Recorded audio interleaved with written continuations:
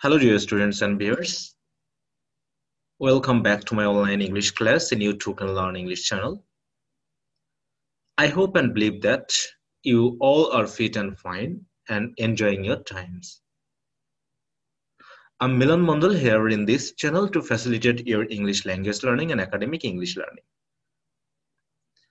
As usual, I'm here again with another important class for the students of ACC level, and I'm going to read a poem from their textbook, that is English for Today.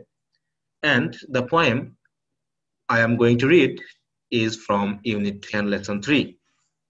And dear students, if you open your book and go to the page where the Lesson 3 is, you will find that the title of the lesson is Cruelties of Conflict. Actually, this is not the text or passage. Rather, this is the title of the lesson.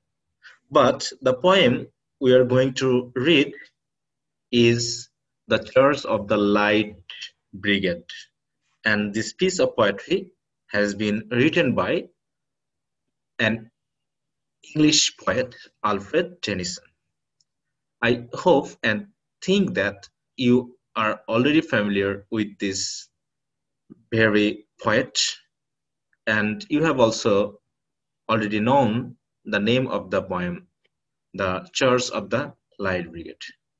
Okay, it doesn't matter whether you know about them or not. Rather, let's go to your textbook so that we can read the poem from there. Okay, let's go. Okay, dear students, we are here with your textbook, and now we'll go to the table of content. We know there are 5 different lessons in this unit, and the main topic of the unit is peace and conflict. And we have already completed in 3 different video classes the first 2 lessons, because you know in the first lesson there are 2 poems, and we have read the poems in 2 different video classes, and I have also given you the idea or information how you will write theme from those particular poems. Next, in my third video class, I have read a passage, and the title of the passage is What is Conflict, and we have known the definition and characteristics of conflict from the passage. Now we are going to read a poem again in lesson 3.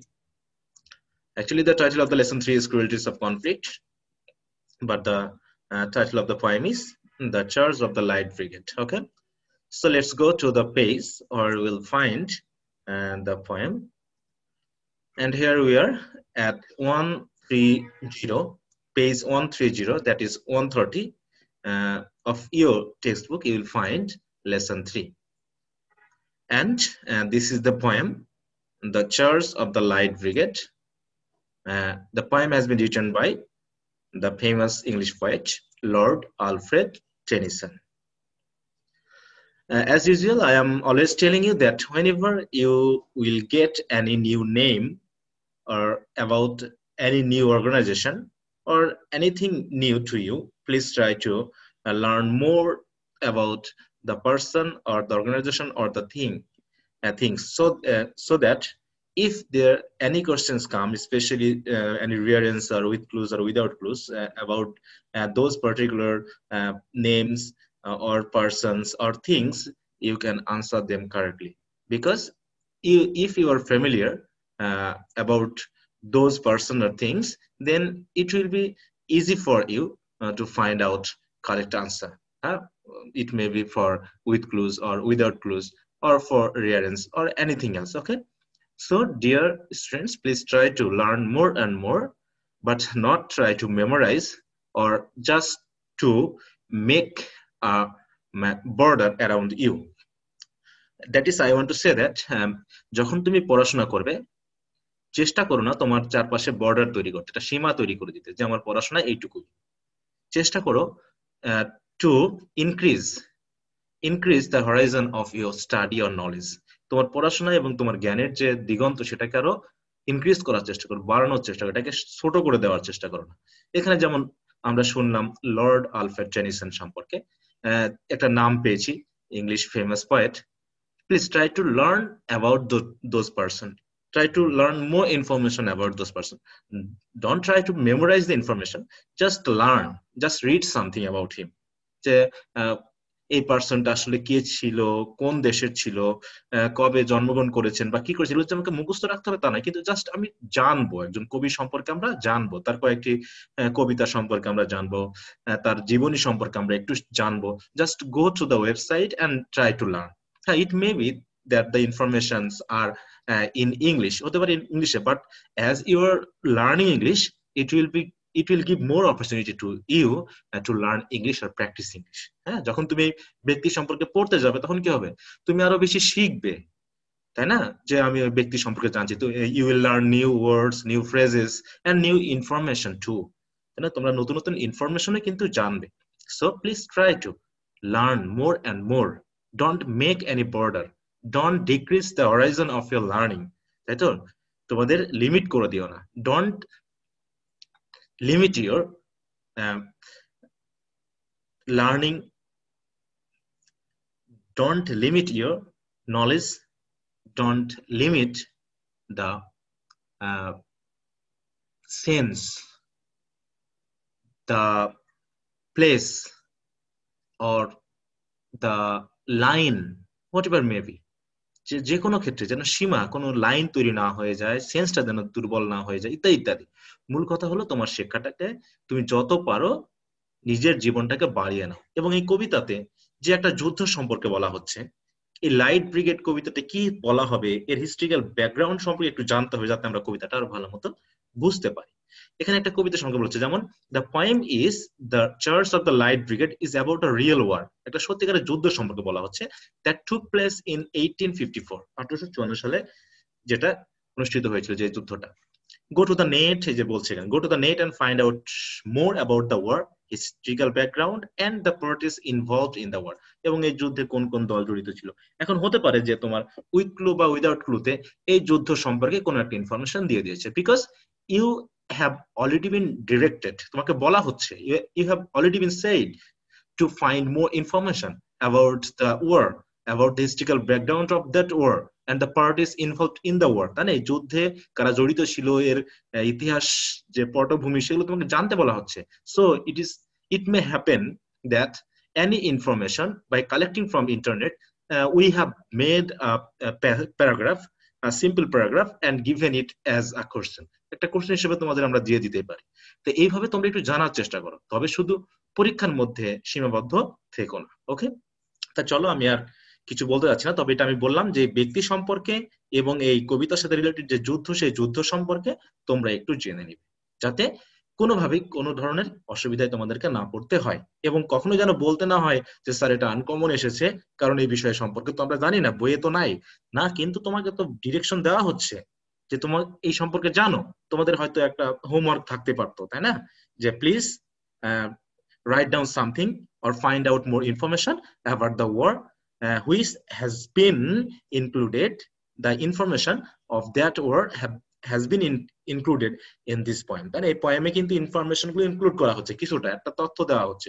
অথবা এই যুদ্ধ সম্পর্কে তোমরা একটু জেনে আসো। তাহলে তোমরা যখন জানলা, বিষয়টা বুঝলা, তারপর যদি এই সম্পর্কে যদি কোনো কোশ্চেন তোমাদেরকে দেওয়া হয়, তাহলে তোমরা কিন্তু অবশ্যই সহজেই বুঝতে পারবে। তো ব্যাপারটা ঠিক এরকম। অতএব পরীক্ষাতে ভালো করতে হবে, তার সাথে সাথে নিজের জীবনকেও ডেভেলপ করতে হবে বাই ইনক্রিজিং ইয়ার নলেজ। ওকে, তা চলো এবার আমরা মূল কবিতাতে চলে যাই। তবে মূল কবিতাতে যাওয়ার আগে আমরা একটু জেনে নিব কিছু বিষয়, যে এখানে কি সম্পর্কে আসলে কবিতাটা, এর হিস্ট্রিক্যাল ব্যাকগ্রাউন্ড একটু জানতে হবে, তা না হলে কবিতাটা পড়তে গেলে আমাদের একটু অসুবিধা হয়ে পড়বে। হ্যাঁ, আমরা হয়তো সরাসরি কবিতাটা গিয়ে পড়তে গেলে বুঝবো না। এই জন্য আমরা একটু বাড়তি তথ্য, এই যুদ্ধটা কাদের নিয়ে হয়েছিল, কোন কোন দল জড়িত ছিল, এগুলো বিষয়টা একটু জানবো। তা চলো আমরা একটা শিটে চলে যাই। ওকে ওকে ডিয়ার স্টুডেন্টস, এখানে আমরা এসেছি the charge of the light brigade. তার আগে আমরা একটু ভূমিকা হিসাবে কিছু বিষয়টা জানবো। কবিতা সম্পর্কে, এবং কবিতাটা কোন যুদ্ধ সম্পর্কে এবং যুদ্ধের সাথে জড়িত যে দলগুলো ছিল সেগুলো সম্পর্কে একটু জানবো। এবং এই কবিতাটাতে যে ঘটনাটাকে উল্লেখ করা হয়েছে সেই ঘটনাটা আসলে কি ছিল সেটা একটু জেনে কবিতাটা পড়তে গেলে আমরা আশা করি ভালো মতো বুঝবো, এবং কবিতাটা বেশ একটু জটিল হয়ে যাবে তোমাদের যদি এই ইনফরমেশন গুলো না জেনে আসলে আমরা সরাসরি পড়তে চাই। চলো আমরা একটু দেখে নিই। The Church of the Light Brigade was written by English poet Alfred Lord Tennyson. Yes, we have already known it. কিসের জন্য লিখেছেন? To memorialize a suicidal charge by light cavalry over open terrain uh, by British forces in the battlefield Balaclava, that is in Ukraine, in the Crimean War, যেটা ঘটেছিল 1854 to 56। তাহলে এই যে লাইনে আমরা বেশ কিছু তথ্য কিন্তু এখানে পেয়েছি। প্রথম যে তথ্যটা সেটা হচ্ছে এই কবিতাটি কবি লিখেছেন কিসের জন্য। এখানে কি বলা হচ্ছে আমরা একটু দেখি, যে তিনি বলছেন বা আমরা বুঝছি যে কবিতার মাধ্যমে তিনি মেমোরিয়ালাইজ করতে চাচ্ছেন। মেমোরিয়ালাইজ মানে কি আসলে? মেমোরিয়াল আমরা ইন মেমোরি মানে স্মৃতি রক্ষার্থে, যাতে বলা হচ্ছে স্মৃতি স্মারক বা স্মৃতিসৌধ আমরা তৈরি করি যুদ্ধের কোনো ঘটনাকে বা কোনো বিশেষ ঘটনাকে স্মরণ করে রাখার জন্য, যে আমরা অনেক সময় স্মৃতিসৌধ তৈরি করে থাকি। শহীদ মিনার রয়েছে, আমাদের স্মৃতিসৌধ রয়েছে যেমন আমাদের বাংলাদেশে। তো ওইগুলো দিয়ে কি করছি আমরা, তাদের মেমোরি গুলো বা স্মৃতিগুলো প্রিজার্ভ করার চেষ্টা করি। অতএব এই যে কবিতাটা যখন আমরা পড়বো তখন কিন্তু ওই ঘটনাটা আমাদের মনে পড়বে। কি ঘটনা? আর সুইসাইডাল চার্জ। সুইসাইডাল বলতে কি বুঝবো? আত্মঘাতী, মানে অনেকটা মানে মৃত্যুকে মুখে মানে বুকে নিয়ে যে আমি মরবো, অথবা আমি জানি যে আমি মরবো, এরকম একটা চার্জ। চার্জ মানে কি? এখানে বলছি আক্রমণ। তাহলে একটা আত্মঘাতী আক্রমণকে স্মরণ করে রাখার জন্য এই আক্রমণটা কারা করেছিল? By light cavalry. এখন এখানে আরেকটা নতুন আমরা এখানে পেলাম, যে এই ক্যাভালরি বলতে আমরা কি বুঝবো? ক্যাভালরি বলতে আমরা বুঝবো অশ্বরোহী বা ঘোড়ায় চড়ে যে সৈন্যবাহিনী আর কি যুদ্ধে যায়। আমরা জানি পদাতিক বাহিনী রয়েছে যারা পায়ে হেঁটে যায়, আমরা জানি ঘোড়ায় চড়ে যায়। তাহলে ঘোড়ায় চড়ে যে সৈন্যবাহিনী যুদ্ধে যায় তাদেরকে বলা হচ্ছে ক্যাভালরি। ওকে, তাহলে হচ্ছে এই লাইট ক্যাভালরি, ছোট্ট একটা যে অশ্বরোহী বাহিনী, এই বাহিনী কি করেছিল? এই আত্মঘাতী হামলাটা করেছিল। এখানে আরেকটা ওয়ার্ড আমরা একটু দেখে নিব, সেটা কি বলো দেখি। এই যে এখানে হচ্ছে ওভার ওপেন। ওপেন মানে কি? উন্মুক্ত। টেরেন। টেরেন বলতে আমরা কি বুঝবো? একটা ছোট ভূমি বা মোটামুটি মাঠকে আমরা বুঝতে পারি, যেটা হচ্ছে উন্মুক্ত। যুদ্ধের জন্য আগে আমরা জানি যে আগের দিনে যুদ্ধ হতো একটা উন্মুক্ত মাঠে, তাই না? খোলা মাঠে, এরকম একটা খোলা মাঠ, ওভার ওপেন টেরেন। তাহলে এখানে কি হচ্ছে যে একটা আত্মঘাতী হামলা করেছিল একটা লাইট ক্যাভালরি একটা খোলা মাঠে, সেই সুইসাইডাল চার্জকে মেমোরিয়ালাইজ করার জন্য। এখন এই যে লাইট ক্যাভালরি যে আক্রমণটা করেছিল এটা কাদের দ্বারা হয়েছিল? By British forces. তাহলে এই লাইট ক্যাভালরি বা ছোট যে পদাতিক বাহিনী, এটা কাদের ছিল? ব্রিটিশ বাহিনীর ছিল। এবং এই যুদ্ধটা হয়েছিল কোথায়? In the battle of Balaclava, that is ইউক্রেনে। এবং এই নামে পরিচিত ছিল যুদ্ধটা, এবং যুদ্ধটার এক নামে কি ছিল? In the Crimean war. ক্রিমিয়ার যে যুদ্ধ ছিল, যেটা 1854 থেকে 1856 সাল পর্যন্ত চলেছিল, এই যুদ্ধের আসলে ওয়ার এবং ব্যাটলের মধ্যে পার্থক্যটাকে এটা একটু বুঝতে হবে। ওয়ার বলতে সামগ্রিক সংগ্রামটাকে বা যুদ্ধটাকে আমরা বুঝবো।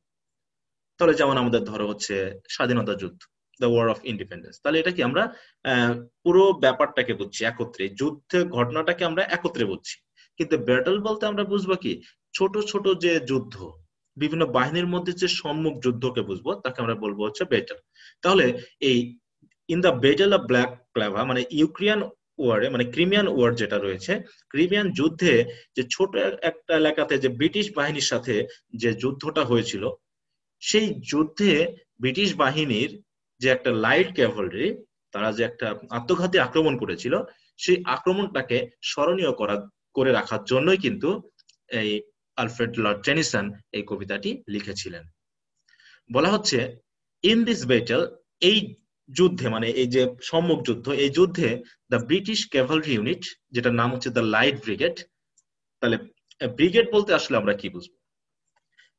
ব্রিগেড বলতে আমরা বুঝবো হচ্ছে আর্মিদেরই একটা সাব ডিভিশন বা হচ্ছে ছোট একটা উপবিভাগ যাকে বলা হচ্ছে, এবং যেখানে অল্প অল্প কিছু সৈন্য নিয়ে একটা পদাতিক বাহিনী গঠন করা হয় বা একটা অশ্বারোহী বাহিনী হোক, সেটাকে ছোট একটা দলে ভাগ করা হয়। তাহলে ব্রিগেড বলতে আমরা উপবিভাগকে বুঝবো আর্মিদের। মনে করো যে হয়তো 10,000 সৈন্য যুদ্ধের জন্য পাঠানো হয়েছে, কিন্তু এই 10,000 সৈন্যকে হয়তো 500 500 600 600 বা হচ্ছে 1,000 1,000 ছোট ছোট দলে কিন্তু ভাগ করা হয়েছে। তাহলে এই আর্মি বাহিনীকে যখন ভাগ করা হয় তখন তাদের বলা হয় ব্রিগেড।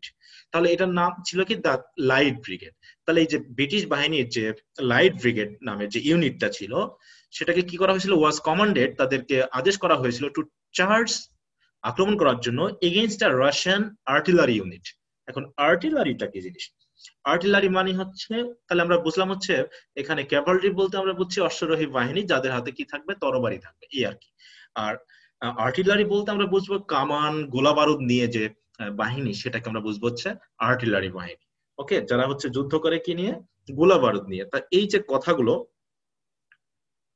এই কথাগুলো আমাদেরকে আসলে বুঝতে হবে, তা না হলে আমরা হয়তো এই কবিতাটা স্পষ্টভাবে বুঝতে পারবো না। ওকে, তাহলে আর্টিলারি বাহিনী বলতে আমরা বুঝছি কি, কাদেরকে, যারা হচ্ছে কামান গোলা বারুদ নিয়ে যুদ্ধে আসে। তাহলে এরা কারা ছিল? রাশিয়ান বাহিনী। তাহলে ব্রিটিশ বাহিনী যারা গিয়েছিল তারা হচ্ছে অশ্বারোহী বাহিনী, তাদের সাথে কোনো কামান গোলা বারুদ ছিল না।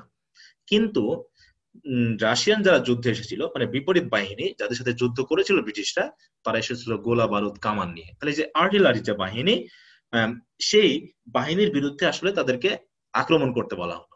কিন্তু আসলে কি এটা সম্ভব যে একদল গোলা বারুদ কামান নিয়ে আসে, যে কামানের একটা তোপেই, গুলিতেই কিন্তু পুরো বাহিনী উড়ে যেতে পারে? তাহলে সেইখানে অস্ত্র নিয়ে, মানে যেটা বলতে আমরা বুঝছি যে তরবারি নিয়ে কি যুদ্ধ করা যায়, ঘোড়া নিয়ে যায় না। তারপরও বলা হচ্ছে কি, though the group of soldiers was sent to a wrong battle. অর্থাৎ মানে বুঝছি এখানে একটা ভুল ধরনের যুদ্ধ কিন্তু চলে আসছে, যে কিভাবে আমরা আসলে গোলা বারুদের সামনে শুধুমাত্র একটু তরবারি নিয়ে যুদ্ধ করতে যাব। তাহলে এটা ভুল হওয়া সত্ত্বেও none of them opposed it, কিন্তু সেনাবাহিনীদের মধ্যে একটা ডিসিপ্লিন রয়েছে যে they will not run back, তারা কিন্তু পিছন ফিরে পালাবে না। ওকে, তাই তারা কিন্তু কেউ অপোজ করেনি।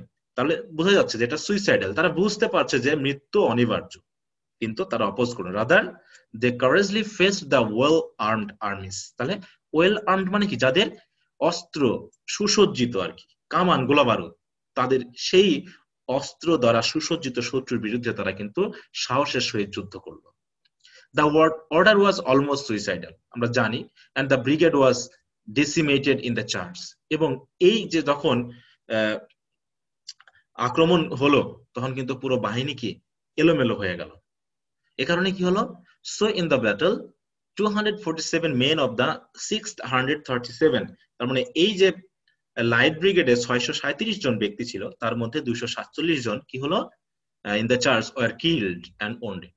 তাহলে এর মধ্যে আহত হলো, অনেকে মারাও গেল। তাই এইখানে হচ্ছে মূল কথা, যে যখন আমরা কবিতাটি পড়বো তখন কিন্তু এই বিষয়টা আমাদেরকে একটু জানতে হবে, তা না হলে আমরা যে ওর যে টার্নিং পয়েন্ট গুলো, আসলে কবি যখন কবিতাটা লিখেছেন তখন যে তার যে একটা টার্নিং রয়েছে, কমেন্ট রয়েছে, সেগুলো কিন্তু আমরা বুঝবো না। তাহলে এই বাহিনীতে যে 637 জন ছিল, তার মধ্যে 247 জন কি হয়, মারা যায়। অতএব বলা হচ্ছে the poem celebrates an act of bravery and sacrifice. অতএব তারা জানে যে মৃত্যু অনিবার্য জেনেও কিন্তু তারা সাহসিকতার সহিত যুদ্ধে ঝাঁপিয়ে পড়লো। অতএব it depicts the willingness of the cavalry. অতএব এই যে অশ্বারোহী বাহিনীর যে উইলিংনেস, সদিচ্ছা কাজ করার জন্য, টু অবে অর্ডার্স, যে না আমরা কোনোভাবেই আমরা আদেশকে অমান্য করব না, নো ম্যাটার, কোনোভাবেই নয়, the cost and to sacrifice themselves, যে কোনো মূল্যে, এমনকি নিজেদেরকে যদি উৎসর্গ করে দিতেও হয়। তাহলে এই যে তাদের ভিতর যে এই যে সততা, তাদের ভিতরে যে এই যে ডিসিপ্লিন, এই ব্যাপারটাই কিন্তু এখানে কবি কবিতার মধ্য দিয়ে তুলে ধরেছেন। এই জন্য তিনি আসলে তাদেরকে মেমোরিয়ালাইজ করে রাখতে চাচ্ছেন। This willingness is what makes them heroes, তাই না? আর এই ইচ্ছা, যুদ্ধ করার যে ইচ্ছা, পিছনে ফিরে পালায়নি তারা মৃত্যু অনিবার্য জেনেও, এটাই কিন্তু তাদেরকে কি করলো, হিরো বানিয়ে ফেললো, তাই না? তারা হয়ে গেল কি নায়ক, thereby showing that heroism isn't just about bravery. অতএব নায়ক ভাব শুধু সাহসিকতা দিয়ে আসে না, বাট অলসো অ্যাবাউট ডিউটি, কর্তব্য দিয়েও আসে। যে কর্তব্য পালন, আমরা জানছি এখানে সাহসিকতার আসলে ব্যাপারটা আসলো না, আসলে কি ডিউটি পালন করতে হবে। We are we are compelled to obey or to abide by the orders of our commander. আমাদের কমান্ডারের আদেশ আমাদেরকে মানতে হবে। অতএব তারা কি হলো, আদেশ মানলো, সাহসিকতার সহিত যুদ্ধ করলো, অনেকে মারা গেল, but at last they were successful, they are the winners, তারা কিন্তু বিজয়ী হলো। তাই এইভাবে এটা হচ্ছে কবিতাটার থিম। আমরা বলবো যে পুরো কবিতাটাই আসলে কবি কেন লিখেছেন সেটা বলা হচ্ছে, আর এই কবিতার যে ব্যাকগ্রাউন্ড সম্পর্কে একটু আলোচনা করলাম। তাহলে তোমরা এখন কবিতাটাই গেলে পারে কিন্তু বুঝতে পারবে। আর তোমরা দেখছো কবিতাটা একটু তোমাদের কাছে বড় মনে হবে, যে এখানে বেশ অনেক লাইন রয়েছে এবং ঘটনাগুলো ধাপে ধাপে এসেছে, এবং হঠাৎ করে যেহেতু কবিতাটা শুরু হয়েছে তাই আমাদেরকে ব্যাকগ্রাউন্ডে একটু জেনে নিলাম যাতে কবিতাটা আমরা সহজেই এখন পড়তে পারি। So let's go. আমরা এখন কবিতাটি পড়বো, তবে কি বলছে, below is given it's stanza wise summary. Yes, আমরা কবিতাটা এখন পড়বো স্টেঞ্জা বাই স্টেঞ্জা। স্টেঞ্জা বলতে আসলে কি বোঝায় সেটা আমি অন্যান্য কবিতাতে আলোচনা করেছি। যে তোমরা যদি একটু বইয়ের দিকে যাও, আমরা টেক্সট বুকে চলে যাই, তাহলে স্টেঞ্জাটা বুঝতে পারবো। দেখো টেক্সট বুকে যখন আমরা কবিতাটা পাচ্ছি তখন কবিতাটা কিন্তু বেশ বড় এবং কয়েকটি ভাগে ভাগ করা রয়েছে, তাই না? যেমন এটা একটা অংশ একসাথে, তারপরে এটা একটা অংশ একসাথে, আবার এর থেকে আলাদা হয়ে কিন্তু এটা একটা অংশ, মানে একটা করে লাইন স্পেস দিয়ে কিন্তু একটা করে যে একটা প্যারা মতো আমরা পাচ্ছি, যেটা আমরা প্যারাগ্রাফে বলে থাকি বা রচনাতে বলে থাকি প্যারাগ্রাফ, যেটা আমরা বলে থাকি আসলে কোনো গদ্যে বলে থাকি প্যারাগ্রাফ। কিন্তু কবিতাতে এই একত্রে একটা অংশকে বেশ কতগুলো লাইন নিয়ে যে একটা নির্দিষ্ট অংশ তৈরি হয়, একটা ইউনিট তৈরি হয়, একটা গ্রুপ অফ লাইন্স তৈরি হয়, ভার্স তৈরি হয়, তখন আমরা এই গ্রুপ অফ লাইন্সকে বা ভার্সকে বলে থাকি স্টেঞ্জা। মানে একটা নির্দিষ্ট স্টেঞ্জা মানে এর ভিতরে একটা নির্দিষ্ট থট কবি ইনপুট করে থাকে। তাহলে এখানে আমরা বেশ কয়েকটি স্টেঞ্জা পেয়েছি, সম্ভবত 6টি স্টেঞ্জা রয়েছে। এখন আমরা স্টেঞ্জা ওয়াইজ কবিতাটা পড়বো। প্রথমে আমরা স্টেঞ্জাটা পড়বো, স্টেঞ্জায় কি বলা হচ্ছে, তারপর নেক্সট স্টেঞ্জায় চলে যাব। এইভাবে আমরা ধাপে ধাপে পড়বো। তবে আমি সরাসরি বই থেকে পড়ছি না, আমি এটা একটা আলাদা শিটে তোমাদের জন্য দেওয়ার চেষ্টা করেছি স্টেঞ্জা ওয়াইজ, যাতে তোমরা এখান থেকে হেল্প পেতে পারো। তো ডিয়ার স্টুডেন্টস, প্রথমে আমরা পড়বো হচ্ছে ফার্স্ট স্টেঞ্জা সম্পর্কে। তাহলে ফার্স্ট স্টেঞ্জে যখন আমরা আসছি, এখানে ওয়ার্ড গুলো তোমাদের কাছে অনেকটা অপরিচিত মনে হবে। Most of the words may be new to you, but we have to learn them because we are learning English. We are learning new words because we don't know anything. Suppose you don't know um, words to speak, to write, or to read anything, to understand anything. But you have to continue your learning process. তোমার কিন্তু শেখার প্রক্রিয়াটা চালিয়ে যেতে হবে, so that you can develop your word stock or power or command over English. Okay? তাহলে এখানে আমরা দেখছি হাফ আ লিগ। হাফ বলতে কি বোঝায়? হাফ বলতে আমরা বুঝি হচ্ছে অর্ধেক কোনো কিছু। তাই এখানে এই হাফ লিগ বলতে আমরা কি বুঝি এখানে একটু দেখি। আমরা জানি হাফ মানে হচ্ছে কোনো কিছুর অর্ধেক। আর যখনই আমরা এরকম অনেক সময় বলে থাকি হাফ অ্যান আওয়ার, মানে কি? হাফ অ্যান আওয়ার মানে হচ্ছে আধা ঘন্টা, মানে অ্যান আওয়ারের হাফ। তার মানে এটা যদি আধা ঘন্টা হয়, হাফ অ্যান আওয়ার, তাহলে হাফ আ লিগ, তাহলে এটা দিয়ে আমরা কি বুঝছি? তাহলে এটা দিয়ে আমরা কি বুঝবো? লিগ মানে কি এখন আমাদের তাহলে জানতে হচ্ছে। লিগ মানে বলা হচ্ছে একটা দূরত্বের মেজারমেন্ট। তাহলে এটা আমরা মুছে দিলাম। তাহলে এটা হচ্ছে একটা ডিস্টেন্স গুলো আমরা মাপি, যে লেন্থটা আমরা মাপি, বিশেষ করে বড় লেন্থ গুলো, সেটাকে আমরা যখন লিগ বলি তখন লিগ সমান আমরা জানবো আর লিগ। আর লিগ বলতে আমরা প্রধানত বুঝবো হচ্ছে 3 মাইলস এর একটা দূরত্ব। 3 মাইলস, অথবা এটাকে যদি আমরা কিলোমিটারে রূপান্তর করি তাহলে হয়তো প্রায় অ্যাবাউট 5 কিলোমিটার, 5 কিলোমিটার মতো হবে। তাহলে এক লিগ বলতে আমরা কি বুঝলাম? এক লিগ বলতে আমরা বুঝলাম হচ্ছে 3 মাইলের একটা দূরত্ব বা 5 কিলোমিটারের একটা দূরত্ব। তাহলে যদি আমরা হাফ আ লিগ বলি তাহলে তখন হয়ে যাবে কি 3 মাইলের অর্ধেক হয়ে যাবে 1.5 মাইল, অর্থাৎ 1.5 মাইল, তাই নাকি? তাহলে হাফ আ লিগ বলতে আমরা বুঝবো হচ্ছে 1.5 মাইলকে। তাহলে আমরা ঠিক একটু বুঝে গেলাম যে হাফ আ মাইল, হাফ আ লিগ, হাফ আ লিগ মানে কি কমান্ডার কমান্ড করছে, আমরা একটু এভাবে বুঝবো যে কমান্ডার কমান্ড করছে, বলছে এই তো সামনে আর 1.5 মাইল, হাফ আ লিগ, আর একটু আগাও হাফ আ লিগ, হাফ আ লিগ অনওয়ার্ড, এই তো সামনে। আমরা একটু কবিতার ভাষায় পড়ার চেষ্টা করবো, হাফ আ লিগ, হাফ আ লিগ, হাফ আ লিগ অনওয়ার্ড, এই তো সামনে আর 1.5 মাইল মতো হবে। তারপরে কি হলো, সেখানে কি রয়েছে, যেটা আমরা জায়গাটার কথা বলছি, ওই যে টেরেন বা ওপেন ফিল্ডের কথা বলছি, সেটা এখন সেনাবাহিনী যাচ্ছে ঘোড়ায় চড়ে যুদ্ধ করার জন্য, হাতে তরবারি, তারা আস্তে আস্তে এগিয়ে যাচ্ছে, আস্তে আস্তে কোথায় যাচ্ছে, এগিয়ে যাচ্ছে। তারা যখন এগিয়ে যাচ্ছে তখন এই কথা বলা হচ্ছে, তারা বলছে মনে মনে, বা কমান্ডার বলছে যে এই তো সামনে, এই তো আর 1.5 মাইল, বেশি দূরে নয়, সামনে। All in the valley of death. Valley of death বলতে কি বোঝায়? ভ্যালি মানে আমরা জানি উপত্যকা বা পুরী, দুই পাহাড়ের মাঝামাঝি একটা জায়গা। অতএব এখানে বলা হচ্ছে মৃত্যু পুরীতে সবাই। Road the 600। রোড আমরা কখন ইউজ করি? আমরা জানি রাইড মানে কোনো কিছুতে চড়া বোঝায়, মোটরসাইকেলে চড়া, ঘোড়ায় চড়া। তার মানে 600, এখানে আমরা পরিমাণটা পেয়ে গেছি, যেটা আমরা আগে জেনেছি যে 637, কিন্তু আমরা ধরে নিই এখানে 600। তাহলে 600 soldiers are riding horses towards the battle field. এবং সেই ব্যাটল ফিল্ডকে কি বলে সম্বোধন করা হচ্ছে? ভ্যালি অফ ডেথ, মৃত্যুপুরীতে। কারণ they didn't knew actually that it was wrong, but someone knew, এরকম একটা বিষয় বলা হচ্ছে, যে তাদেরকে যে ভুল যুদ্ধে পাঠানো হয়েছে তারা হয়তো বুঝতে পারেনি, কিন্তু তারা যাচ্ছে। আর যখনই ভুল যুদ্ধে যাচ্ছে, কবির মতে এটা হচ্ছে কি মৃত্যুপুরী, তারা আস্তে আস্তে মৃত্যুপুরীর দিকে এগিয়ে যাচ্ছে। কমান্ডার বলছে ফরওয়ার্ড দ্য লাইট ব্রিগেড, সামনে এগিয়ে চলো light brigade, charge for the guns. Guns মানে কি আমরা জানি অস্ত্র, তাহলে অস্ত্রের বিরুদ্ধে আক্রমণ চালাও, গুলির বিরুদ্ধে আক্রমণ চালাও। হি সেড, হি বলতে কাকে বোঝানো হচ্ছে? কমান্ডারকে বলা হচ্ছে যে আমরা চলে এসেছি, অতএব চার্জ করো, আক্রমণ করো। কোথায়? Into the valley of death, road the 600। অতএব তারা এভাবেই রিপিট করলো কবি তার ছন্দটাকে ঠিক রাখার জন্য, যেইভাবে বলছে সামনে আগিয়ে চলো লাইট ব্রিগেড, চার্জ করো গুলির বিরুদ্ধে, অস্ত্রের বিরুদ্ধে।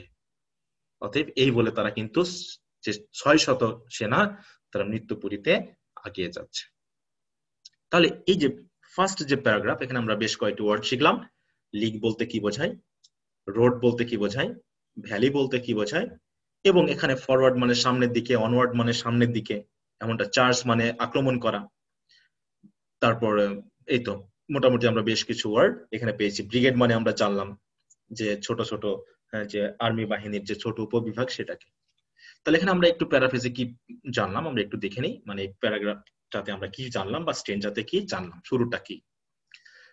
Paraphrase: The poem is starting with the words Hapalik, which is used thrice to symbolize the parade of the light brigade towards the enemy.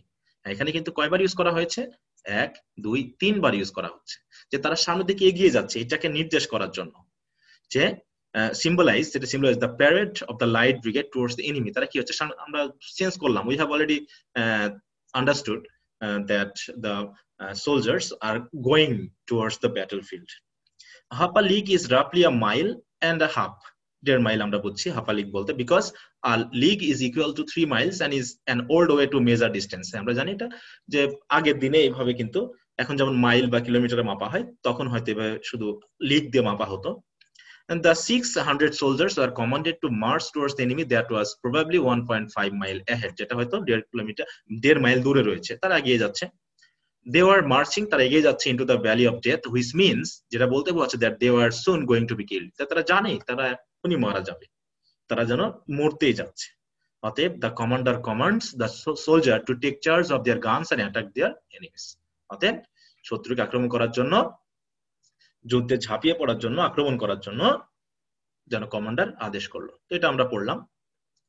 তাহলে এখানে আমরা চলে যাচ্ছি এবার সেকেন্ড স্টেঞ্জাতে। সেকেন্ড স্টেঞ্জাতে এবার কি বলা হয় দেখি। ফরওয়ার্ড দ্য লাইট ব্রিগেড, সামনে চলো, কমান্ডার বলছে। ওয়াজ দেয়ার আ ম্যান ডিসমেইড, কমান্ডার হঠাৎ করেই জিজ্ঞাসা করলো, তোমাদের মধ্যে কেউ কি ভীত বা হতাশ যুদ্ধে যাওয়ার জন্য? কারণ উই নো সোলজারদের কখনো ভয় পাইলে চলবে না, ভয় হলেই বাহিনীর মধ্যে একটা বিশৃঙ্খলা তৈরি হবে। তাই কমান্ডার জিজ্ঞাসা করছে, ওয়াজ দেয়ার আ ম্যান ডিসমেইড, কেউ কি ভীত আছো এখানে, যে যুদ্ধ করতে যেতে চাচ্ছ না বা সামনে আগাতে চাচ্ছ না? এটা হলো কমান্ডারের কথা, অতএব সামনে গিয়ে চলো। তখন নট, কেউ নেই। দো দ্য সোলজার নিউ, যদিও সোলজাররা জানতো, সামওয়ান হ্যাড ব্লান্ডার্ড, কেউ ভুল করেছে, কিছু একটা ভুল হয়েছে, যে আমরা রং যুদ্ধে যাচ্ছি, এরকম একটা সেন্স কিন্তু তারা পেয়েছে। তারপরেও কি বলা হচ্ছে, there is not to make reply, অতএব প্রত্যুত্তর করার কিছু নেই। There is not to reason why, এবং এই ভুল করার কারণ জানারও কোনো অবকাশ নেই, বা কেউ কৈফিয়ত চাইতে পারে না। শুধু একটা জিনিসই রয়েছে, কি, দেয়ার্স বাট টু ডাই, তাদের একটাই কাজ হলো but to do and die. Do and die মানে কি, করো অথবা মর, করো এবং মরো, মানে যুদ্ধ করা এবং মরা, এছাড়া তাদের আর কোনো কথা বলা যাবে না। বোঝা যাচ্ছে? অতএব into the valley of death road the 600, কবি বারবারই এই কথাটা বলতে যাচ্ছেন, because the poet is giving us the sense that all the soldiers are going to die by charging, by participating in a wrong battle, মানে একটা ভুল যুদ্ধে অংশগ্রহণ করার মাধ্যমে তারা কিন্তু মৃত্যুপুরীর দিকে এগিয়ে যাচ্ছে, এই কথাটাই বারবার এখানে বলা হচ্ছে। তাহলে আমরা আবার একটু পড়ি, যে কমান্ডার বলছেন যে সামনে এগিয়ে চলো রাইট ব্রিগেড, তারপরে তিনি বলছেন কেউ কি ভীত রয়েছ? না, কেউ উত্তর দিল না, কেউ নেই ভীত, যদিও জানতো কিছু একটা ভুল হয়েছে। কেউ কোনো উত্তর করলো না, কেউ কোনো কারণও জানার চেষ্টা করলো না। তাদের একটাই লক্ষ্য হলো যে যুদ্ধ করতে হবে আর মরতে হবে। হ্যাঁ, অতএব তাদের কাজই হলো মৃত্যুপুরীর দিকে এগিয়ে চলা, তারা মৃত্যুপুরীর দিকে এগিয়ে যাচ্ছে। তাহলে আমরা আবার একটু প্যারাফ্রেজটা পড়ে ফেলি। The commander gave the command to the soldiers to move forward and asked if any soldier was afraid or discouraged. তিনি তাদেরকে আদেশ করলেন সামনে এগিয়ে যাওয়ার জন্য, এবং এটাও জিজ্ঞাসা করলেন যে কেউ ভীত অথবা হতাশ কিনা বা অনুৎসাহিত কিনা। The light brigade, even though they knew that someone had blundered, তারা জানতো যে কিছু একটা কেউ ভুল করেছে, তারপরেও কি হলো, তারা and the charge was a mistake, যে আমরা যা আঘাত করতে আক্রমণ করতে যাচ্ছি এটা ভুল হবে, কিন্তু but they were trained, তারা এতটুকু প্রশিক্ষিত and disciplined, এতটুকু শৃঙ্খলাবদ্ধ to follow orders, যে তাদের একটাই কাজ হলো আদেশ অনুসরণ করা। They are not used to questioning the orders of their superiors, তারা কখনোই তাদের সুপিরিয়রসদের কোশ্চেন করতে অভ্যস্ত নয়, rather but to do their duty and face death in the war, তাদের একটাই কাজ হলো তাদের কর্তব্য পালন করা আর মৃত্যুকে মেনে নেওয়া। তাহলে এভাবেই আমরা সেকেন্ড প্যারাফ্রেজটা পড়ে ফেললাম, সেকেন্ড স্টেঞ্জাটা পড়ে ফেললাম, যে we can see that the soldiers, by following the orders of their commanders, they are going to die, and it is clear to them they are going to die because it is the wrong battle. Okay, this was a wrong or charge or suicidal charge, but they were trained, they have to follow the orders of their commanders, they are to do their duty, তাদের দায়িত্ব পালন করতে হবে, and if possible by sacrificing themselves, আর যদি সম্ভব হয় তাদের sacrifice করে হলেও they have to do their duty। তাহলে এখানে কিন্তু আমরা কর্তব্যপরায়ণ সোলজারদেরকে দেখতে পাচ্ছি, যে তারা যুদ্ধের জন্য এগিয়ে যাচ্ছে, যে যুদ্ধ নিশ্চিত মৃত্যু তাদের জন্য নিয়ে এসেছে এটা জেনেও। এবার আমরা চলে যাব থার্ড স্টেঞ্জাতে। This is third stanza. তারা পৌঁছে গেছে যুদ্ধক্ষেত্রে, তখন কি বলা হচ্ছে,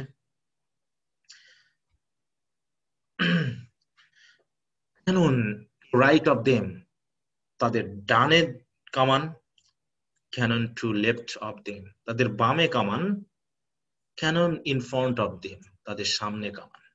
ক্যানন বলতে কি আমরা বুঝি কামান, রাইট ডানে, লেফট বামে, ইন ফ্রন্ট অফ মানে সম্মুখে। আর কামান কি হচ্ছে, ভলিড অ্যান্ড থান্ডার্ড, বিদ্যুতের মতো করে বিকট শব্দে গর্জে উঠছে এক একটা কামান, মানে গোলা ছুটছে, এই জন্য হচ্ছে ভলিড অ্যান্ড থান্ডার্ড। তাহলে ভলি বলতে কি, উচ্চ শব্দে গর্জে ওঠা, বিকট শব্দে আক্রমণ করে এমনটাই সেন্স এখানে নির্দেশ করছে। অতএব stormed at with shot and shell, ঝড়ের গতিতে গুলি চলছে, বন্দুকের গুলি এবং কামানের গুলি। শর্ট অ্যান্ড শেল, শেল মানে কামানের গুলিকে আমরা বুঝবো, শর্ট বন্দুকের গুলি করাকে বুঝবো।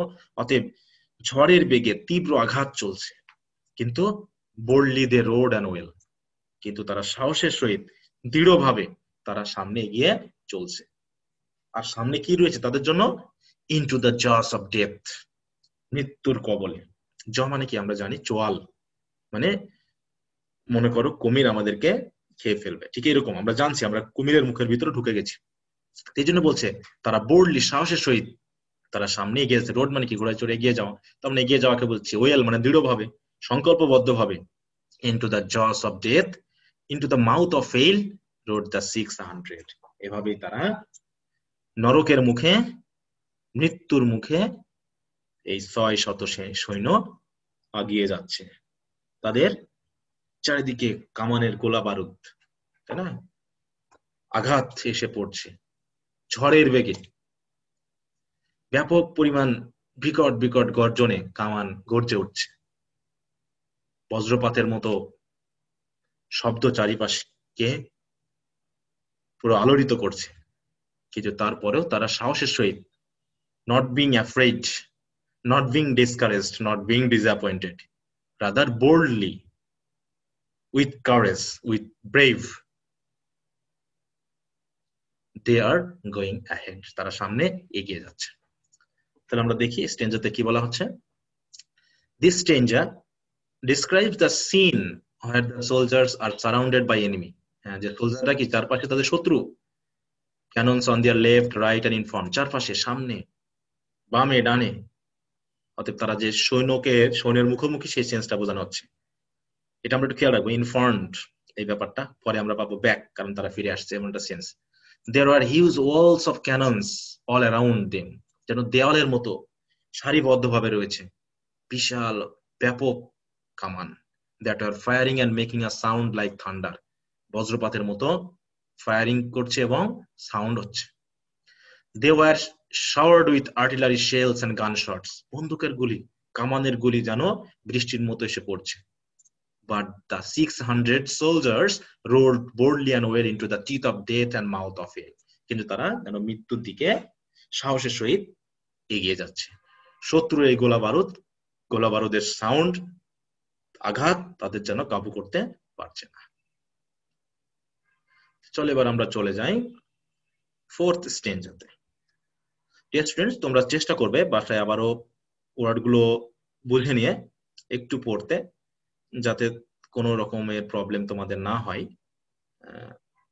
কারণ কবিতাটা আবার কয়েকবার পড়ে নিয়ে আগাতে হবে, কারণ একটু সমস্যা তোমাদের থাকবে, বিশেষ করে ওয়ার্ড গুলোই, সেন্টেন্স প্যাটার্ন গুলোই, যে কিভাবে কবি দিতে যাচ্ছে। এখানে ফুল হয়তো সেন্টেন্স প্যাটার্ন কবি ইউজ করেননি, বাট কখনো ফ্রেজ মেকিং এর মাধ্যমে, কখনো বিভিন্ন নন ফাইনাইট ভার্ব ইউজ করার মাধ্যমে the poet is giving us the sense. Actually আমরা খেয়াল করবো যে কবিতার মধ্যে আমরা সবসময় সেন্স পাবো। We have to make sense, we have to understand the sense of what actually the poet is going to give us. আমাদেরকে দিতে যাচ্ছেন যে সেন্স গুলো, we have to understand them, otherwise you will not enjoy reading poetry. আসলে কবিতা পড়ে কিন্তু enjoy করা যাবে না যদি আমরা সেন্স না বুঝতে পারি। শুধু সেন্টেন্স ধরে ধরে যদি আমরা মিনিং করতে চাই, তাহলে কিন্তু আমরা সরাসরি কোনো কারেক্ট মিনিং পাবো না। But we have to make sense, we have two mix the sentences with the situation. আমাদের অবস্থানের সাথে কিন্তু সেন্টেন্স গুলোকে, ফ্রেজ গুলোকে মিলিয়ে পড়তে হবে, এবং কিছুটা আমাদেরকে অতিরিক্ত বুঝে নিতে হবে যে আসলে কবি এই কথাই বলতে চাচ্ছে।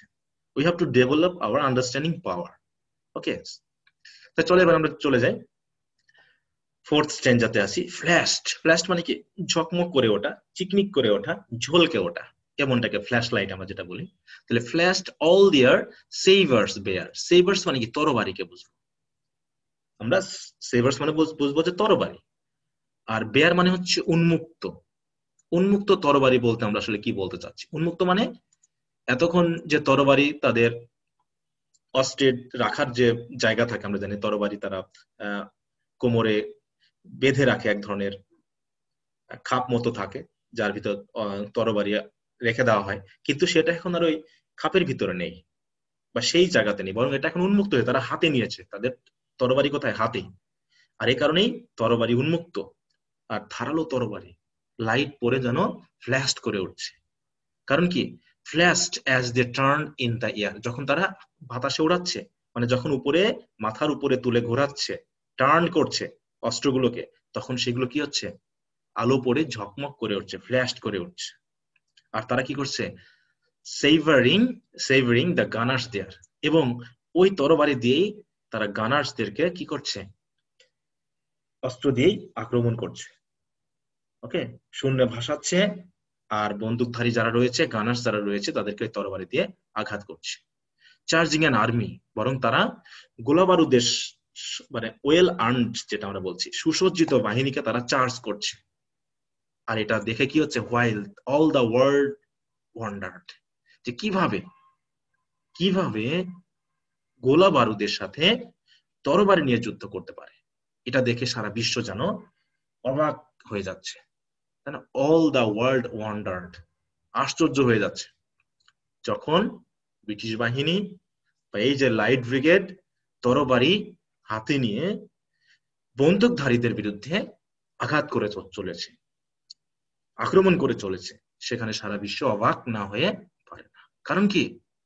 প্লাংড in the battery smoke. Battery বলতে আমরা কি বুঝবো? এই যে কামানের যে একটা গোলা যখন ছোড়া হয়, এটা যখন, তখন কি হচ্ছে? কামানের ধোঁয়া চারিপাশে অন্ধকার করে ফেলেছে, আর এই কামানের ধোঁয়ার মধ্যেই কিন্তু তার প্লাংড হয়ে গেছে, মানে ডুবে গেছে, ঢেকে গেছে।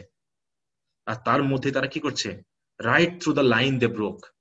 আর এই যে কামানের যে লাইন, সামনের যে সম্মুখে যে সারি যোদ্ধাদের, সেই লাইন ভেঙে তারা সামনে এগিয়ে যাচ্ছে। আর সামনে রয়েছে কি? কোসাক এন্ড রাশিয়ান বাহিনী। কোসাক বাহিনী, রাশিয়ান বাহিনী একত্রে এসেছে ব্রিটিশ বাহিনীর বিরুদ্ধে যুদ্ধ করতে। তাহলে তাদেরকে, তাদের যে লাইন থ্রু, এই যে রাইট থ্রু, থ্রু মানে কি? মধ্য দিয়ে, দ্য লাইন দে ব্রোক, তার লাইন ভেঙে চলে যাচ্ছে। ধোঁয়া তাদেরকে ঠেকাতে পারছে না, চারিদিকে অন্ধকার হয়ে গেছে ব্যাটারি স্মোক দিয়ে, তাই না? গোলা বারুদের যে ধোঁয়া দিয়ে। তারপরেও দে আর গোয়িং অ্যাহেড। আর কোসাক এন্ড রাশিয়ান বাহিনী কি হচ্ছে? রিল্ড। রিল মানে কি? গড়িয়ে পড়া। ফ্রম দা সেভার স্ট্রোক, যখন তরবারি আঘাত করা হচ্ছে, তরবারি দিয়ে আঘাত করা হচ্ছে কোসাক এন্ড রাশিয়ান বাহিনীকে, সেনাদেরকে, তখন তারা আছড়ে পড়ছে, গড়িয়ে পড়ছে। শ্যাটার্ড এন্ড সান্ডার্ড, তারা এলোমেলো ভাবে তরবারির আঘাতে তারা বিধ্বস্ত হয়ে পড়ছে, তারা এলোমেলো চারিদিকে ছড়িয়ে পড়ছে। দেন দে রোড ব্যাক। তাহলে কি হলো? এই পর্যন্ত আমরা দেখলাম যুদ্ধ সাহসের সহিত চালিয়ে গেল দ্য লাইট ব্রিগেড। কাদের বিরুদ্ধে যুদ্ধ হলো? Cossack and Russian. এবং কোসাক এবং রাশিয়ানরা কামান, গোলা বারুদ নিয়েও ব্রিটিশ বাহিনীর সাথে পারলো না, বরং তরবারির আঘাতে তারা বিধ্বস্ত হয়ে পড়লো, এলোমেলো হয়ে গেল, ছড়িয়ে ছিটিয়ে গেল, এবং একসময় ধ্বংস হয়ে গেল। এখন দেন, তারপর দে রোড ব্যাক, তারা ফিরে আসছে। কারা? এই যে light brigade. But not not the 600। তাহলে তারা 600 সেনা নিয়ে যুদ্ধে গিয়েছিল। আমরা পড়েছি 637, এর মধ্যে 240-47 জন মারা যায়। তাহলে তারা কি আবার যখন ফিরে আসছে, তখন কি এই 600 বাহিনী বা সেনা কি ফিরে আসছে? না। তাই বলছে কবি দুঃখের সহিত, with a pain in heart, the poet is saying, then they rode back, but not the 600, because in the battle some of the brave heroic sons have sacrificed their lives. তাদের জীবন কি উৎসর্গ করে দিয়েছে। তো এই হচ্ছে এই প্যারার বা স্ট্রেঞ্জার যে অর্থ, সেটা আমরা একটু দেখলাম। তাহলে এখানে যে ওয়ার্ডগুলো আমরা বললাম একটু খেয়াল করে রাখবো। সেইভারিং মানে অস্ত্র দিয়ে আঘাত করা, তরবারি দিয়ে আঘাত করাকে বুঝবো আমরা সেইভারিং, সেইভার। আর সেইভার মানে আমরা তরবারিকে বুঝবো, একেই ভার্ব হিসাবে ব্যবহার করা হয়েছে আসলে। আর ফ্ল্যাশ মানে তোমরা যাচ্ছি ঝলকে ওঠা, ওয়ান্ডার মানে আশ্চর্য হওয়া, প্লাঙ্ক মানে ডুবে যাওয়া, মানে চারিদিকে ধোঁয়া, ধোঁয়ার মধ্যে ঢেকে যাওয়াকে বোঝাচ্ছে। ব্যাটারি স্মোক মানে আমরা বুঝবো কামানের যে ধোঁয়া, সেটাকে। তারপর হচ্ছে কোসাক এবং রাশিয়ান বাহিনীর নাম বলা হচ্ছে, দুইটা দলের নাম বলা হচ্ছে। রিল মানে গড়িয়ে পড়াকে বুঝি আমরা, মনে করো যে তরবারিতে আঘাত করার কারণে একজন মাটিতে লুটে পড়লো, এরকম বলা হচ্ছে রিল্ড। কারণ সেভার স্ট্রোক মানে তরবারির স্ট্রোক মানে কি? আঘাত। তারা শ্যাটার্ড হয়ে যাচ্ছে, বিধ্বস্ত হয়ে পড়ছে। সান্ডার্ড এলোমেলো, ছড়িয়ে ছিটিয়ে যাচ্ছে, তারা চারিদিকে মানে তারা একত্রিত থাকতে পারেনি, এরকমটা সেন্স বোঝাচ্ছে। যাই হোক, আমরা দেখি প্যারাফ্রেজটা পড়ে এখানে কি বুঝলাম আমরা।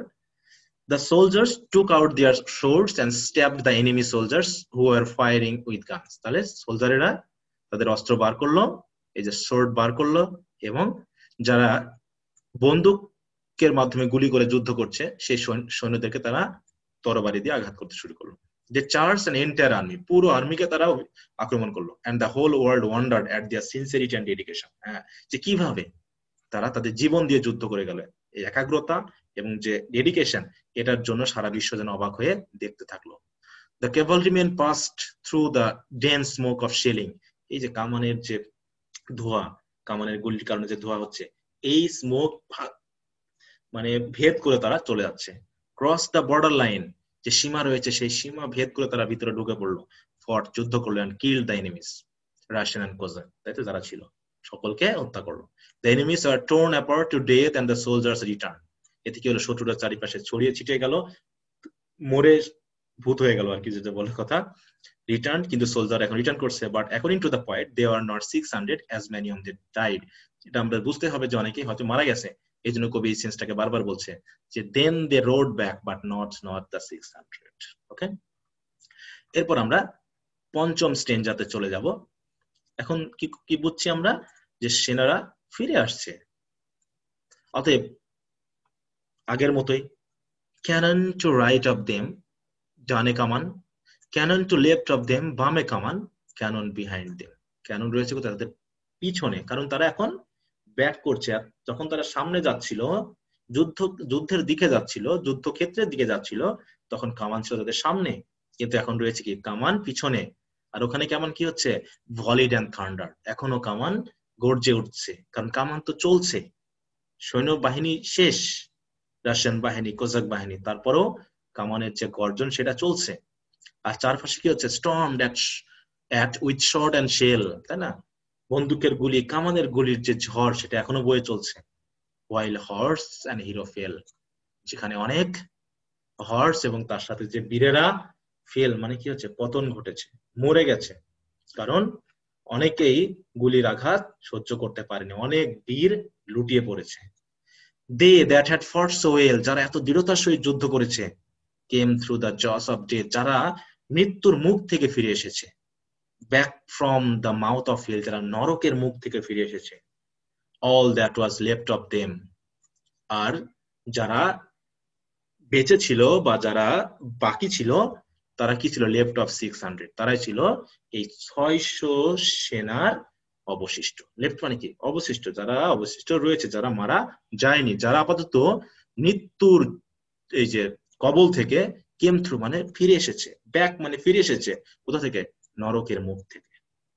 তারা এত দৃঢ়তার সহিত যুদ্ধ করেছে যে যারা বাকি ছিল এই 600 এর, এই যে left of 600, left of them, them মানে এই 600, তার যারা বাকি ছিল তারা সকলেই ফিরে এসেছে। তাহলে অনেকেই কি হয়েছে, while horse and hero fell, যে ঘোড়া নিয়ে যারা যুদ্ধ করেছিল, অশ্বারোহী বাহিনী, লাইট ব্রিগেড, অস্ত্র তরবারি নিয়ে যুদ্ধ করেছে, তাদের অনেকেই ঘোড়া সহ বীর লুটে পড়েছে মাটিতে, মৃত্যুবরণ করেছে। আর শেষে যারা যুদ্ধ শেষে যারা ফিরে আসলো, তারা রইল আর 600 নয়, বরং লেফট অফ 600। ওকে, তাহলে আমরা একটু দেখি পড়ে নিই। In this stanza, the poet has repeated the lines of stanza 3. Yes, আমরা দেখেছি যে 3 নম্বর স্টেঞ্জাতে কি ছিল, এই যে ক্যানন টু, কিন্তু এখানে পার্থক্য হচ্ছে শুধু ইন ফ্রন্ট অফ আর হচ্ছে ওদিকে বিহাইন্ড, পিছনে। হ্যাঁ, এই যে বিহাইন্ড। তাহলে বলছে, however the stanza also says that there were cannons behind the cavalry as well, which means that they were returning back, leaving the enemy behind. এই সেন্সটা আমাদের দেওয়ার চেষ্টা করেছি। এই রিপিটেশনের মাধ্যমে the poet has given us the sense that the cavalrymen are now returning from the battlefield. The heroes fought so well, but many of them died and their horses were also killed. ঘোড়া সহ বীরেরাও মারা গেছেন। They rode through the teeth of death and came back from the valley of death itself, but a few remained to make journey back. অনেকেই হয়তো মৃত্যু মুখে পড়েছে, কিন্তু অনেকেই মৃত্যুর মুখ থেকে ফিরে এসেছে, নরকের মুখ থেকে ফিরে এসেছে, তবে they are not 600 as many of them died, কারণ অনেকেই মারা গেছে, এই জন্য তারা 600 নয়। এটা হলো 5th স্টেঞ্জা। এরপর আমরা চলে যাব লাস্ট স্টেঞ্জাতে, 6th স্টেঞ্জা। তাহলে এই যে তারা এত বড় একটা জেনে শুনে মৃত্যুর মুখে পতিত হয়েও তারা ফিরে আসলো। তারা তাদের যুদ্ধ চালিয়ে গিয়েছিল, কোনো কিছু তাদেরকে দমাতে পারেনি। তার জন্য কবি তাদের প্রশংসায় পঞ্চমুখ হয়ে বলছেন কি, when can their glory fade? তাদের এই যে গ্লোরি, এই যে মহিমা, এটা কি কখনো ফেড হয়ে যেতে পারে? Oh the wild charge they made, কি আক্রমণই না তারা করেছিল। ওয়াইল্ড মানে বুনো, না বুঝে না শুনে শুধু আক্রমণ। হ্যাঁ, মৃত্যুকে সঙ্গে নিয়ে তারা বুঝছে যে we are going to die and it is certain, so we don't need to think anything, rather we have to charge whatever may come to us. আমাদের চাই কিছু হোক না কেন, আমরা চার্জ চালিয়ে যাব। তাহলে যে চার্জ তারা করেছিল, এই চার্জ করার মধ্যে যারা যে সফলতা পেল, এর মাধ্যমে যে তাদের গৌরব তারা বয়ে নিয়ে আসলো দেশের জন্য, তাদের জন্য, নিজেদের জন্য, সেটি কখনো ফেড হয়ে যেতে পারে? অল দ্য ওয়ার্ল্ড ওয়ান্ডার্ড, অতএব সারা বিশ্ব যেন তাকিয়ে অবাক হয়ে দেখছে। অতএব honour the charge they made, অতএব সকলে, সারা বিশ্ব তারা যে আক্রমণ করেছিল তার প্রতি সম্মান দেখাচ্ছে। অনার দ্য লাইট ব্রিগেড, এই লাইট ব্রিগেডের প্রতি তারা যেন সম্মান দেখাচ্ছে।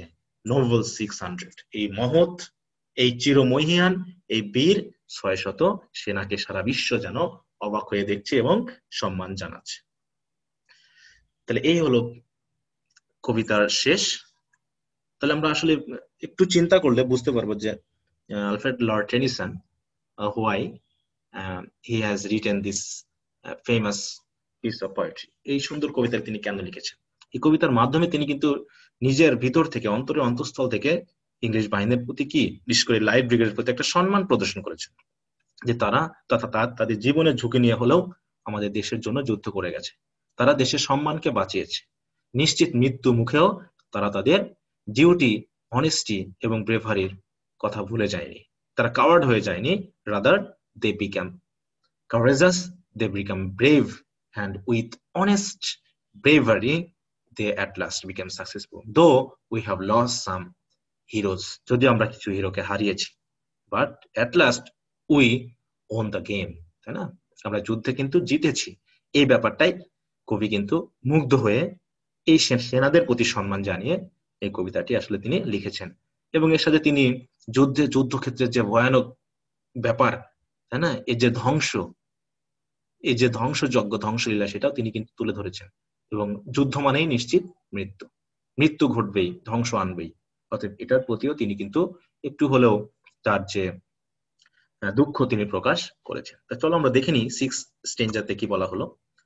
প্যারাফ্রেজ: দ্য স্পিকার কলস two honour the 600 men and asks the rhetorical question, একটা কোশ্চেন জানাচ্ছে, when can their glory fade and how their bravery can be forgotten, কিভাবে তাদের এই যে গ্লোরি, তাদের যে ব্রেভারি, সেটা কখনো কেউ ভুলে যেতে পারে?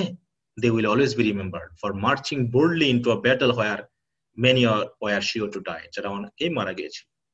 The whole world admired, সারা বিশ্ব কি করছে, প্রশংসা করছে their courage, তাদের এই সাহসের, and their glory is indeed undying, এবং তাদের এই মহিমা কিন্তু অমর। We must respect and honor the 600 men of the light brigade, অতএব এই লাইট ব্রিগেডের এই যে 600 মেন যারা বেঁচে আছে অথবা যারা মারা গেছে, সবাইকে আমাদের সম্মান জানানো উচিত।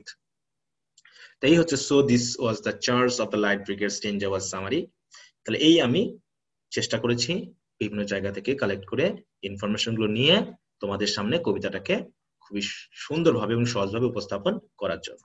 And I hope I have been successful somewhat to make you understand or to make the poem easy to understand to you. Okay, তোমাদের কাছে বোঝার জন্য, যে সহজ করার জন্য কিন্তু আমি একটু চেষ্টা করেছি এবং আশা করি তোমরা বুঝতেও পেরেছো। This is a good piece of poetry and here are so many new words and phrases which will enrich our vocabularies, তাই না? আজকে যে কবিতাটি পড়লাম, এটা যদি আমরা একটু পড়ি এবং তার সাথে আমি যে ইংলিশে লিখেছি, এখানে যে সেন্টেন্স প্যাটার্ন গুলো দিয়েছি এবং কিছু কিছু বিষয় আমি তোমাদের সাথে আলোচনা করেছি, সেন্স ডেভেলপের কথা বলেছি, তোমরা কিন্তু কবিতা পড়তে গিয়ে ধরনের সেন্স কে ডেভেলপ করে তোমাদেরকে বোঝার চেষ্টা করতে হবে থিমটা আসলে কবি কি বলতে যাচ্ছে, সিচুয়েশনটা বুঝতে হবে, then you have to read through the poetry, তাই না? তখন আমাদের কিন্তু পোয়েট্রি ভাবে পড়ে যেতে হবে, otherwise will not enjoy reading poetry, আমরা কিন্তু পোয়েট্রি পড়ে মজা পাবো না। সো ডিয়ার স্টুডেন্টস, আশা করি তোমরা বুঝেছো। আবারও তোমরা কবিতাটি একটু পড়ে নিবে, কারণ this is an important piece of poetry, এবং সেটা পরীক্ষাতে আসুক বা না আসুক আমরা মুখস্থ করতে যাব না, তবে কবিতাটি একটু মনোযোগের সহিত পড়বো আবারও এবং এনজয় করার চেষ্টা করব। এবং একজন বিখ্যাত কবির যে কবিতা আমরা পড়লাম তার জন্য কিন্তু আমরা নিজেদেরকে ধন্য বলে মনে করতে পারি।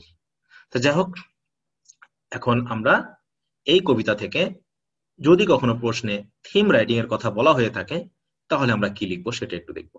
আসলে কবিতাটা বড় হলেও এর থিমেটিক ব্যাপারটা খুবই ছোট, কারণ কবি রিপিটেশন, বিভিন্ন লাইনের রিপিটেশনের মাধ্যমে যে ছন্দ তাল তিনি সেটা মিলিয়েছেন, এবং কবিতা যেমন হয় আর কি একটা রিদম তিনি আনার চেষ্টা করেছেন, রাইম স্কিমের মাধ্যমে তিনি একটা রিদমিক ব্যাপার নিয়ে এসেছেন, যাতে আমরা কবিতাটা একটা সুর তুলে একটা সুন্দর ছন্দ দিয়ে উপস্থাপন করতে পারি। তার রিপিটেশন হলেও ব্যাপারটা খুবই ছোট, এবং এই রিপিটেশনটা কবিতাকে লং করে ফেললেও যে থিমটা সেটা খুবই ছোট। তাহলে আমরা কিন্তু অলরেডি জেনেছি যে আসলে থিমটা কি। কবি এই যে অনেস্ট ব্রেভারি এন্ড যে তাদের যে ডিসিপ্লিন, তাই না, সেন্স অফ ডিউটি, এই ব্যাপারগুলো তিনি আসলে তুলে ধরছেন, এবং দেশের প্রতি যে ভালোবাসা, কাজের প্রতি যে ভালোবাসা, পেশার প্রতি যে ভালোবাসা, এই ব্যাপারগুলোকে তিনি তুলে ধরে এই সেনাদের প্রতি কি এক ধরনের সম্মান প্রদর্শন করেছেন। তো চলো আমরা একটু থিমটা আমি অলরেডি লিখে রেখেছি যাতে বড় না হয়ে যায় ভিডিওটা, যদি অলরেডি অনেক বড় হয়ে গেছে তো তোমরা অবশ্যই ভিডিও ক্লাসটি দেখবে, because it will be very helpful to you I think. তা দেখি কি বলে থিম। তাহলে থিম আমরা যখন লিখবো এভাবে আমরা প্রথমে শুরু করব, the poem celebrates an act of bravery and sacrifice. Celebrates মানে কি? বর্ণনা করা, গৌরবের সহিত উপস্থাপন করা, রিপ্রেজেন্ট করা, an act of bravery and sacrifice, সাহসিকতা এবং আত্মোৎসর্গের যে এক ধরনের মহৎ কাজ, এটাকে এই কবিতার মাধ্যমে কবি কি করছে? সেলিব্রেটস করছে। It depicts the willingness of cavalry to obey orders no matter the cost, আমাদের যা কিছুই ঘটুক না কেন, and to sacrifice themselves at death is inevitable for soldiers. কারণ আমরা জানি সোলজার্স মানেই কি? মৃত্যু অনিবার্য। অতএব মৃত্যুকে মেনে নিয়ে যে কোনো মূল্যে অর্ডার মেনে চলা যে উইলিংনেস, এটাকে কবি কিন্তু ডেপিক্ট করেছে বা বর্ণনা করেছেন। It also points out the loyalty, দেশের প্রতি হোক, কাজের প্রতি হোক, বা হচ্ছে কমান্ডারের প্রতি হোক, নেতার প্রতি হোক, তাদের যে বিশ্বস্ততা সেটা কিন্তু এখানে পয়েন্ট করা হয়েছে। And the sense of duty of the soldiers, এবং সোলজার্সদের যে ডিউটির প্রতি যে একটা সেন্স, তাই না, যে একাগ্রতা, সততা, সেটাকে তুলে ধরা হয়েছে। Because this makes them heroes, কারণ এই যে sense of duties, loyalty, bravery, sacrifice, এইগুলোই কি করেছে? তাদেরকে বীর রূপে রূপান্তরিত করেছে। দেয়ারবাই, এবং এভাবেই showing that heroism isn't just about bravery but also about duty।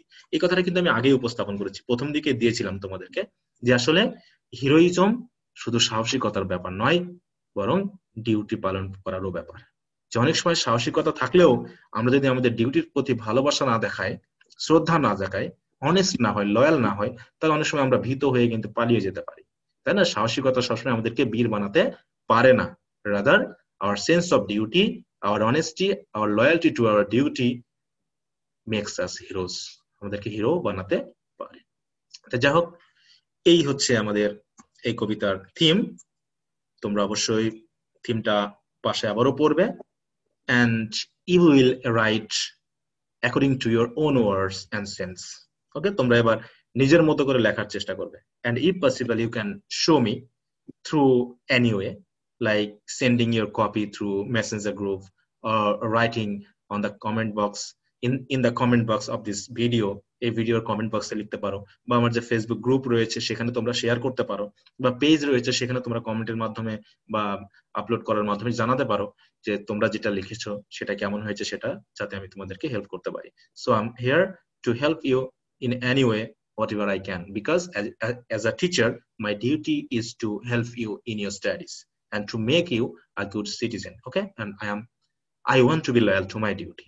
Okay, আমি আমার ডিউটির প্রতি লয়াল থাকতে চাই, এবং আশা করি তোমরা যতটুকু হেল্প পাও এই ভিডিও ক্লাসগুলো থেকে তোমরা হেল্প নিতে পারো, এবং কোনোভাবে যদি কোনো সমস্যায় পড়ে যাও তোমরা আমাকে অবশ্যই, মোবাইল নাম্বার আমার দেওয়া রয়েছে আমার ইউটিউব চ্যানেলে, ফেসবুক পেজে, তাই না, আমার প্রত্যেকটা ভিডিও ক্লাসে শুরুর দিকেই আমার পরিচয় সহ মোবাইল নাম্বার দেওয়া আছে, তোমরা আমার সাথে যোগাযোগ করে নিতে পারো, আমি চেষ্টা করব তোমাদেরকে যথাসাধ্য হেল্প করার জন্য। So okay, dear students, I think I am successful in this class to make this poem an easy one to you. Okay, no more today. But before finishing the class, one request to you, as I make request as usual. যেমনটা আমি প্রতিনিয়ত তোমাদের request করে থাকি যে if you like, that is if you think that this video class is useful, please like it and share it with your friends or classmates so that they can also get the same benefit what you have got from this video class.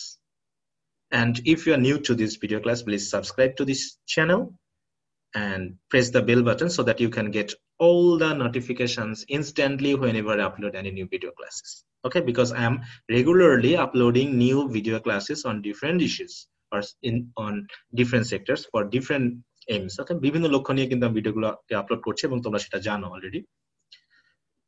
এবং তোমরা যদি আমার সাথে থাকতে চাও তাহলে আমার যে ফেসবুক পেজ রয়েছে এই একই নামে, তোমরা সেগুলো লাইক বা ফলো করার মাধ্যমে এবং ফেসবুকের যে গ্রুপ রয়েছে সেখানে মেম্বারশিপ নিয়েও বা মেম্বার হয়েও তোমরা কিন্তু আমার সাথে প্রতিনিয়ত কানেক্টেড থাকতে পারো। And you can become active in that Facebook group by writing, by sharing, anything else, whatever necessary to learn this very language. Because I'm here to teach you English, okay, English language in various ways. বিভিন্ন ভাবে তোমাদের ইংরেজি শেখানোর আমি আসলে চেষ্টা করছি। So dear students, আশা করি তোমরা এতক্ষণ আমার সাথে ছিলে, and thanks for being with me till the end of this video class. So best of luck. Stay at home and stay safe in this very critical moment of COVID-19. However, I wish to meet you again in the next class. Till then, peace be upon all of you. Bye.